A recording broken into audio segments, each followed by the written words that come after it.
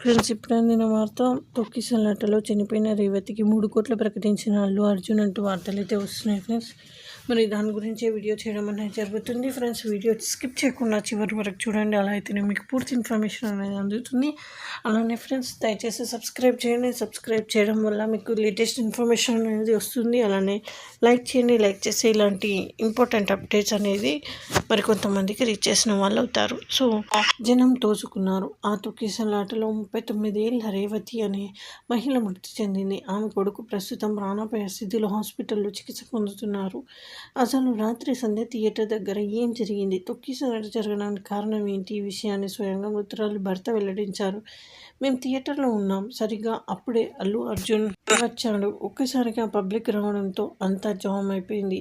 నేను, పాప పక్కనున్నాం. నా భార్య, బాబు కొంచెం ముందుకెళ్లారు. కాల్ చేస్తే ఎత్తారు. ఆ తర్వాత 10 నిమిషాలకు కాల్ చేస్తే స్విచ్ ఆఫ్ వచ్చింది. ఇంతలో పాప ఏడుస్తోంది. దగ్గరలోనే తెలిసిన వాళ్ళు ఉంటే వెళ్ళి పాపను అక్కడ పెట్టి వచ్చాను.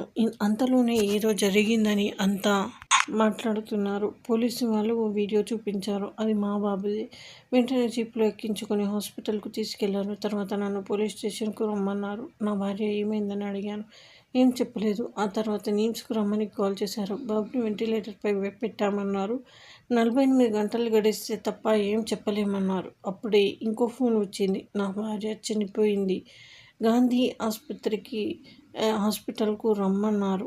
ఇలా రాత్రి సంధ్య థియేటర్ దగ్గర జరిగిన విషయాన్ని వెల్లడించాడు మృతురాలి భర్త భాస్కర్. ప్రస్తుతం చావు బతుకుల మధ్య కొట్టుమిట్టాడుతున్న భాస్కర్ కొడుకు అల్లు అర్జున్ ఫ్యాన్.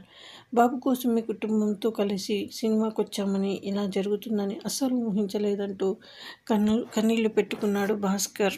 మరోవైపు అల్లు అర్జున్పై పలు సంఘాల విమర్శలు చేస్తున్నాయి. అభిమాని మరణానికి కారణమైన అల్లు అర్జున్ను వెంటనే అరెస్ట్ చేయాలంటూ పీడీఎస్యూ విద్యార్థి సంఘం డిమాండ్ చేసింది. ఎలాంటి సమాచారం లేకుండా అల్లు అర్జున్ థియేటర్కు వచ్చాడని మరికొంతమంది ఆరోపిస్తున్నారు.